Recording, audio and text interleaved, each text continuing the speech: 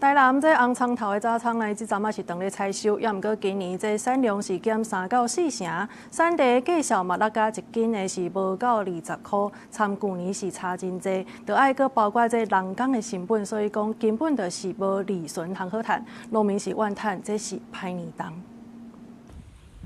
一块搁一块透早拄加好势，装入去的红葱头，拢是农民辛辛苦苦种的成果。台南红葱头早仓即阵陆续咧采收上市，毋过即阵产量煞无永年好。农民讲今年每分地平均产量平永年减3至4成，正常每分地爱2000外台斤。今年求水真明显，连产地价数嘛对咧落，每台斤无到20块，平去年同时间30-40块的光景差真济。农民怨叹，互因真歹过日。 有32个、30个，啊，像这人个开后19个啊，咱平常时个，逐当啦拢4个10块吼，大家慢慢炒糖啊。啊，搁一分地，今年一分地产量拢加久无落雨，啊，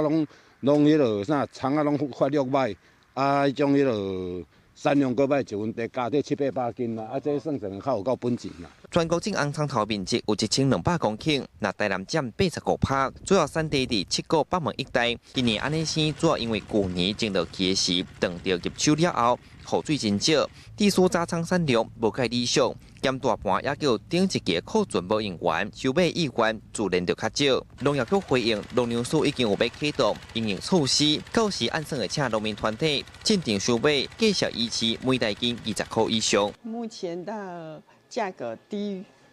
于成本，所以农民希望是政府能够有所帮助啊。2轮大蒜合作社，还有以及我们嘉泉苦菜合作社等等的一个农民团体来进场收购，来维持我们整个一个产地的一个收购价格。侪靠天吃饭的农民希望政府斗3工会当稳定产地价数。那农业局回应，会持续三农粮署讨论相关的配套，嘛讲会继续关注进口甲库存的状况，配合产销调解机制。记者苏台南采访报道。